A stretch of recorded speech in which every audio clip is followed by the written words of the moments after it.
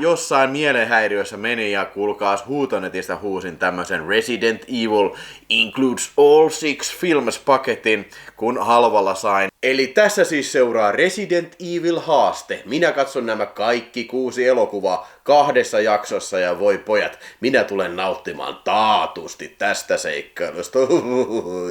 Niille, jotka eivät tiedä, niin siis Resident Evil hän perustuu sitten ton Capcom-peliyhtiön samannimiseen PlayStation 1 pelisysteemillä alkaneeseen pelisarjaan. Tää on tämmönen vähän niinku survival horror genren edustajapeli, että siinä mennään seikkailla milloin missäkin näissä peleissä ja pitää etsiä tavaroita ja kaikkea yhdistellä tavaroita, avata ovia ja tällainen ja vältellä zombeja, eli kun on tämmönen zombie outbreak ja otettu vähän mallia niinku sitten näistä Romeron Dead-trilogian filmeistä ja sitten myöskin kaikista zombie-elokuvista. Vähän tämä zombie survival horror peli, mihin on lisätty sitten kaikkea tämmöisiä tieteiselokuva-elementtejä, eli on niinku kaikennäköisiä mutanttihirviöitä ja semmonen. Joten se onkin aika otollinen tämmönen aihe sitten tämmöisen niinku videopeli-adaptaatiolle sitten.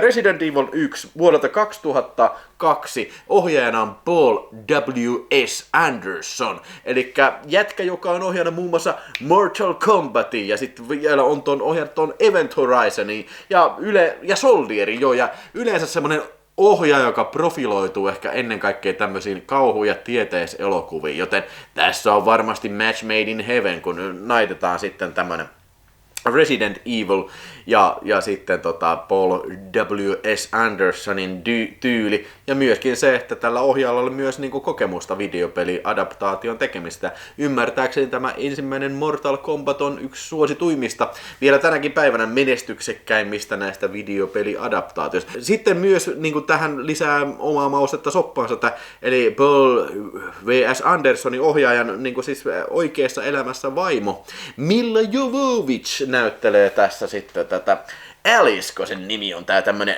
naikkonen sitten, joka herää tuntemattomasta paikasta, kun tuntemattomat miehet tunkeutuu taloon sisään ja sitten selittää jotain potaskaa siitä, että helvetti sentään, nyt on helvetin portit auki, että siellä on maanalainen tutkimuslaitos sitten tässä kaupungissa, jota sanotaan Raccoon Cityksi, niin siellä on semmoinen tietokone tullut hulluksi, koska siellä on virus päässyt valloille ja se on lukinut sen koko paikan ja sitten kaikki nämä tiedetyypit on muuttunut zombeiksi ja sitten jostain syystä ne tarvitsee Alicen mukaan sinne sitten niihin tunneleihin sitten koluamaan tätä paikkaa läpi.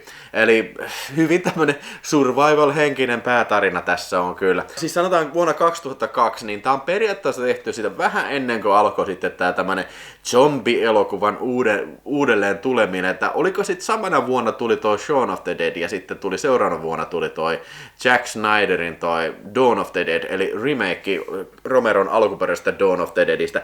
Ja siitähän sitten lähti, että alkoi tulemaan tosi paljon zombie-homma. Mutta niin kuin nyt osaa sanoa, oliko siihen, ei varmaan ihan siihen aikaan ollut tää zombie-homma niin kauhean kalutun tuntunen, kun nyt taas niin kuin kaikki Walking Dead, joka varmaan 100 zombie-filmiä tullut sen jälkeen, niin tuntuu, että se on niin kuin loppuun kuluttaa aihe. Ja siis tää on hyvin geneerinen elokuva, eli siis about tää koko filmi koostuu siitä, että tää porukka menee siellä tunneleissa, vältelen zombeja ja sitten niin kun, totta kai tässä on tämmönen tää korporaation salajuoni, mitä samalla yritetään selvittää ja sitten siellä on tää tietokone, mikä aina välillä tulee ilmestyy tällaisena pikkutyttö-hologrammihahmona aina välillä jotain puhuu sinne ja sitten on tietysti ne etsii vastalääkettä sieltä ja sitten meillä on myös zombikoiria ja se oli ainoa asia about, mitä mä muistin tästä sitten niin kuin edelliseltä katsomiskerralta, että ne zombikoirat näytti uskomattoman paskalta. Kyllä ne vähän vieläkin näytti kyllä, eikä ihan vähäkään. Siis tässä on tosi huonoja tehosteita välillä, niinku huonoja CGI-goreja, eli esimerkiksi tää on yksi äijä niinku joutuu sitten sen laaseransaan ja sitten se niinku romahtaa kilon paloina kappaleiksi. Just semmoiset, ei. Ja lisäksi tää on niinku väkivallaltaan tosi kesy zombie-elokuvaksi kyllä. Ehkä saattaa olla kyse siitä, että tää on niinku tehty sopimaan tällainen varhaisteinenä. Ei tää missään nimessä ole niinku mikään PG-13 elokuva, mutta saattaa olla, että tää on tarkoituksella tehty vähän tällainen niinku vesitetyn oloisesti kyllä. Joo, ei ole kyllä missään nimessä hyvä filmi tää, että niinku, siis mä olin sitä hohhoijaa, että niinku, vittu kauankohan tää jatkuu vielä tää, että kun mennään tunneliassa ympäri ämpäri ja tällä, vittu tietokone siellä niinku puhuu aina välillä. Ja sitten vielä se vittu siis semmonen vitun 2000-luvun alun semmonen vitun nu metal musiikki, mikä soi tässä, ja sitten vielä loppu oikein piste iin päällä, en mä tiedä, oliko se joku Limp Bizkitin paskabiisi, mikä soi siinä, oikein vielä niinku semmonen viimeinen, niinku, kiitos kun katoit mut, niin, että kiitos vaan katsoja kun kattelit tänne, että welcome back again. Siis mä annan tälle arvosanaksi tälle ensimmäiselle elokuvalle, että niinku, sanotaan nyt 2 tähteä ihan maksimissaan kyllä. Vaikea nähdä, että mä uudestaan jaksaisin kyllä katsoa tätä kyllä. Ei se mun mielestä se ensimmäinen peli sijoitu mihinkään, tiedätkö tutkimuslaitokseen kyllä. Eikö se ala siitä niinku kadulta sitten ammuskele? Siellä niinku zombeja pyörii siellä kaupungin kadulla. En mä tiedä, mutta ehkä tää on sitten hyvä aasinsilta Resident Evil 2 Apocalypse, mikä tuli sitten pari vuotta myöhemmin sitten. Ja tämän ohjasi semmonen äijä kuin Alexander Witt. Tää on ehkä enemmänkin se niin oikea Resident Evil-elokuva, eli Alice herää sieltä sitten taas jostain jorpakosta, on sillä, että mitä vittua täällä tapahtuu. Sitten se on koko kaupunki on täynnä zombeja, ja siis tää avaa hirveästi tätä maailmaa isommaksi. Eli tässä ollaan tosiaan täällä Raccoon Cityn kaduilla sitten, ja siellä on menossaan tämmönen hirveä toimintaoperaatio, pelastusoperaatio, siellä Raccoon Cityn poliisiporukka, joka pyörii siellä ympärillä, niin yrittää etsiä selviytyjiä siellä ja evakuoida niitä, minkä ainakin omaa niin kuin henkilökuntaansa yrittää evakuoida pois hirveiden zombien edestä sitten, ja tästähän saadaan sitten kovaa pauketta ja räiskintää siinä. Ja sitten meille esitellään vielä tämmönen hullu tohtori täältä Umbrella Corporationista, eli tää firma, joka on tämän koko vitsauksen takana, niin niillä on siellä biolaboratoriossa vielä yksi ässä hihassa, ne on semmonen Nemesis-projekti, eli siis tämmönen hirveän kokoinen mutantti, joka helvetin ruma, ja sitten sillä on minigani ja sitten sinko oikein aseena. Siis tässä on paljon enemmän meininkiä. Tässä oli siis tosi överiksi vedettyjä what the fuck kohtauksia kyllä. Siis tässä on uusia henkilöitä, on tämmönen Olivera ja se on semmonen SWAT-tiimityyppi, mikä meille esitellään se hienossa kohtauksessa. Se hyppää pelastamaan naista helikopterista pää edellä sillä, että sillä on semmonen naru mukana, ampuu 2 aseella ampuu samaan aikaan sitten joo. Ja sitten meillä on tää Valentine, eli tämmönen naiskyttä sitten, mikä meille esitellään varsin räjähtävässä kohdassa, tulee aamulla töihin ja sitten se alkaa heti ampuun siellä niin kuin poliisilaitoksen, alkaa ampuun zombiksi muuttuneita näitä rikollisia. Tulee vähän mieleen niin kuin joku tämmönen Leslie Nielsen sketsi mies jalastomasta aseesta, että joo, olen tappanut tänään jo 15 ihmistä. Onnekseni 14 heistä oli jo zombiksi muuttuneita. Siis se tulee niin kuin ovesta sisään, se ei ole mitään, niin se alkaa heti niin kuin räiskimään sieltä. Niin kuin, että niin kuin, en mä tiedä, oliko se tiennyt siitä, että siellä on joku zombitartunta sitten vielä. Näin se ainakin mua rupesi naurattaa, että okei, se oli ainakin heti valmis kyllä. Sitten ihan mahtava kohtaus, missä meillä esitellään Milla Jovovich tässä uudessa action-muodossaan.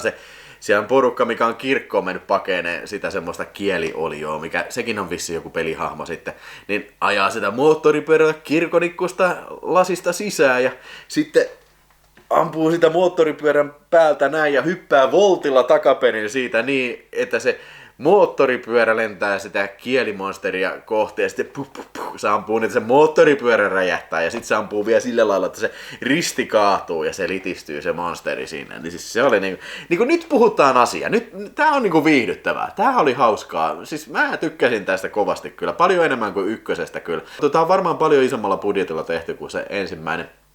Ja tässä on niinku paljon enemmän niinku tätä miljöötä. Niitä katuja, kaupungin osia ja tällainen, niin siis semmosia, mitä mä yhdistäisin niin tähän peliin. Ja sitten mun täytyy sanoa, että tämä Nemesis-mutantti sitten, mitä vastaa lopussa sitten Milla Jovovich ottaa oikein tämmöisen käsirysytappeluun sitten, niin mä täytyy sanoa, että se on aika siisti. Se on siististi tehty ja se aseistus on kyllä kohtalaisen massiivinen ja tässä ei todellakaan luoteja säästele ja kaikki paikat räjähtelee tällä. Ja itse asiassa tämä on vielä paljon verisempi kuin ensimmäinen, joten niin kuin, hei, mun mielestä tässä on selkeää kehitystä tapahtunut kyllä. Ne on katsonut ykkösen ja oppinut sitä virheistä, että että niin kuin mitä kannattaa tehdä ja mitä ei. Sitä mä vähän ihmettelin, siinä se niin kuin hautuumaa kohtaus. Ja niin kuin, vähän niin kuin Lucio Fulcin filmeissä nousi sitten haudasta zombeja, niin miten ne zombit, miten ne ruumiit siellä voi olla niin kuin tähän, niin kuin, tiedätkö, tähän virukseen? Miten ne on saanut sen viruksen, tämän T-viruksen, mikä niin kuin pystyy ilmeisesti tekemään ihan mitä vaan, niin kuin muuttaa kenestä jostain niin kuin lonkerohirviö, jostain tulee sitten kuolematon zombi. En mä tiedä, tässä ei ole mitään järkeä. Tää on niinku täyttä niinku täyttä rytistelyä alusta loppuun. Ja siis niinku, kyllä mun täytyy sanoa, että mä viihdyin tämän parissa kyllä. Mä annan 3,5 tähteä tälle. Sitten meillä oli seuraavaksi 2007 vuoden Resident Evil Extinction, jonka ohjasi sitten semmonen äijä kuin Russell Mulcahy, eli tämä mies, joka tiedetään paremminkin Highlander-elokuvien ohjaana, tai 1 ja 2 kyllä. On se muitakin hyviä tehnyt, mutta siinä ne on ehkä ne kuuluisimmat kyllä. Tää sijoittuu, oliko se sitten 5 vuotta sen 2 tapahtumien jälkeen, ja tässä on koko maailma on sitten tuhoutunut tämän T-viruksen ansiosta sitten, ja maailma on muuttunut, paitsi ihmiset on kuollut, mutta myös ilmeisesti luontokin on tuhoutunut, se on vaan niinku aavikkuu sitten. Ja Umbrella Corporation tekee vielä ahkerasti duunia tämän viruksen parissa, ne tutkii, että uusia aseita, mitä ne voi sillä tehdä ja näin. Ja lisäksi koittaa sitten koittaa löytää tälle parannuksen. Ja jopa sitten tämä hullu professori, joka sitten myös edellisessä osassa oli nähty, niin se jopa sitten tämmöisessä Day of the Dead-tyylisessä kohtauksessa koittaa sitten opettaa näitä zombeja sitten käyttäytymään kunnolla. Eli tää on vähän niin kuin Mad Max ja zombie-elokuvan sekoitus kyllä. Tää oli ehkä vähän askel toiseen suuntaan. Tää oli vähän ehkä joissain paikoissa ehkä jopa vähän niin kuin totisempi kuin se ensimmäinen. Oli tässäkin tyhmiä kohtauksia, esimerkiksi se lintujen hyökkäys kyllä, ja sitten itse asiassa tässä oli hyvin tehtyjä näitä zombikoiria siinä alkupäässä kyllä, siitä tykkäsin kovasti. Mutta johtuisikohan se siitä, että tämä ei iskenyt niin kovaa, että tämä sijoittuu niinku semmoiseen niinku, aavikkomaisemaan sen sijaan, että tämä olisi niinku kaupungin kadulla. Ehkä se vähän tuntui tylsemmällä. No sit lopussa tulee näitä lonkerohirviöitä, tulee sitten siellä tukikohdan käytävillä ja loppuu sitten tietysti cliffhangeriin sitten.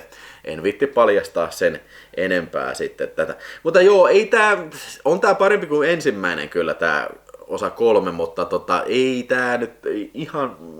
Tämä ei ollut yltänyt siihen sfääreihin, näihin mielipuolisuuden sfääreihin, mitä toi 2 ylsi. Ainakin näin mä sen koin kyllä, kun mä katselin tämän nyt ensimmäistä kertaa. Tätä en varmasti ollut ikinä nähnyt tätä 3. osaa, vaikka se onkin Russell Mulcahyn sitten.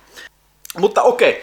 No pakkauksesta mulla nyt tässä ei ole mitään kauhean kummaa kirjoitettavaa, eli meillä on 6 levyä tässä tämmöisessä tavallisessa, onko tämä sitten Amaray-kotelu vai mikä tää on, mutta ja näissä missään ei täällä olla mitään ekstroja, paitsi traileri kyllä. Ainakaan näitä 3 ekaa, mitä mä nyt tässä on pyöritellyt, niin taisi olla ainoastaan traileri vaan extra featureina, joten mun ei varmaan tarvitse käsitellä tässä niinku extra featureita eikä trailerita, joten voi keskittyä täysin siemauksiin sitten tähän kuvan laatuun. Eli tämähän on just sitä hyvää filmintekoaikaa, nämä ensimmäiset Resident Evilit, eli 2000-luvulla, ja siis nämä on kuvattu filmille vielä, että sitten 2000-luvun loppupuolella sitten alkaa pikkuhiljaa tulee sitten tätä digitaalista kuvaa, mutta tässä voidaan niin kuin nauttia vähän niin kuin best of both worlds, eli meillä on filmille kuvattu filmi ja myöskin sitten se, että se on hyvin säilytetty todennäköisesti, koska nämä on ison studion filmejä, niin nämä on hyvin optimaalisia niin kuin tämmöiseen 4K-käsittelyyn.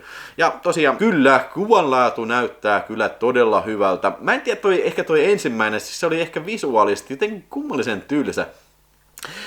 Ottaen huomioon, että se on Paul Andersonin elokuva, ei Paul Thomas Andersonin, vaan Paul Andersonin, niin ottaa huomioon, että se sama jätkä teki esimerkiksi Event Horizonin, mikä on visuaalisesti kohtalaisen näyttävä, mutta niin jotenkin tämä Resident Evil tuntuu hirveän visuaalisesti rajoiteltulta. Ehkä se sijoittuu vaan pelkästään näihin tämän laboratorion käytäville ja tällä. Että siis mä olin siinä, että hei, hetki, onko tää niinku Blu-ray-kuvaa vai siis, niin onko tässä jotain? Mutta kyllä siellä ajoittaisia niitä on hyviä kohtauksia kyllä, mikä erottuu todellakin paljon edukseen. Mutta niinku, musta vähän tuntuu, että se oli vähän niinku vaisu kyllä niinku kuvallisesti. Mutta sen sijaan tää Apokalypse, tää kakkososa sitten, tää näyttää ihan törkeä hyvältä. Siis ihan sikana yksityiskohtaa ja siis niinku just tämmönen kuva mikä niinku, tää visuaalinen ulosanto oikein revittelee sitten tällä niinku kaiken näköisellä väreillä, pimeydellä, yksityiskohdilla, maskeeraustehosteilla, verisillä kohtauksilla.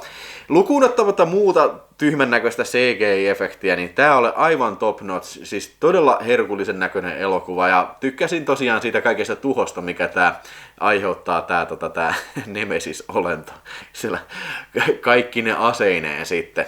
Ja lopussa oli ihan hienosti tehty siis se taistelu siellä se mikä Umbrella-korporaation siellä aukiolla kyllä, niin siis näkee, että siinä on käytetty CGI:tä, mutta harvinaisen hyvin on onnistunut kyllä, ja kautta linjan siis ihan sanoisin 5/5 kuvaa on kyllä tää Apocalypse. Sitten tää Resident Evil Extinction, niin tämähän nyt sijoittuu vähän niinku tänne aavikolle koko ajan tää filmi, ja siis tää on ehkä erilaisen näköistä kuvaa tosiaan, ehkä mun silmään vähän tylsemmän näköistä kuvaa, just vähän tämmöistä seepian väristä kuvaa tällainen, mutta niinku kuitenkin yhtä lailla siis tää on kuvattu alun perin filmille, ja siis todennäköisesti niinku, vaikka tää nyt on ollut tätä digitaalisen sineman alkuaikaa, niin todennäköisesti tää on nyt ihan 4K-masterista vedetty sitten, joka on tehty uudestaan, mutta ihan oikeasti en löytänyt tähän varmistusta sitten, että olisiko tää puhdas natiivi 4K Ultra HD. Mutta tää ei mun mielestä näytä yhtä niin näyttävälle kuin toi Apocalypse, joten mä jätän tämän vähän auki tämän asian, että jos joku tietää paremmin, niin pistä sitten kommenttia tosiaan tähän. Ja äänihän näissä kaikissa on Dolby Atmos, joten se luo asiaan kuuluvaa tunnelmaa kyllä kaikki, kautta linjaan kyllä, ihan joka elokuvassa. Ja edelleenkin tässä mun mielestä voittaja oli kyllä tää Apocalypse, koska se oli tästä tietysti mun suosikki näistä 3 ensimmäisestä, ja siis se, missä eniten rytisi ja paukku, ydinpommi räjähtää, jumalauta Nemesis ampuu niin kuin saakeli se vaan osaa, ja kaikki muutkin ampuu, ja näin, ja oli helikopteria tällä hypittiin niistä ja tällä, niin hyvin käytettyä monikanava ääntä, ja siis todella rikas tää mun mielestä tää ääniympäristö, vaikkakin mulla ei ole Dolby Atmos ääntä sitten, ehkä tää vielä paremmalta kuulostaisi ihan oikealta Dolby Atmos järjestelmältä kuunnellen, kyllä. No, elokuvat sanotaan näin, että yhteensä keskiarvo tällainen 3 elokuville, mutta tekninen toteutus kyllä hipoo aika lailla täydellistä. Sanotaan 4,5 kyllä kuvalle. Ja sitten ihan 5/5 matskua äänellisesti kyllä tämä, että elämys on taattu, jos halutaan krapulassa katsellaan Resident Evil Maradonia ja pistetään oikein kunnolla äänet jytisemään, niin kyllä siinä on varmasti semmoiset olosuhteet, että mies viihtyy, ehkäpä. Hei, mitä sä oot mieltä Resident Evilistä? Kommentoi alas, jos tuli jotain kommentoitavaa. Tykkää ja tilaa kanava. Ja hei, nyt sitten katso seuraavaksi tämä video tässä.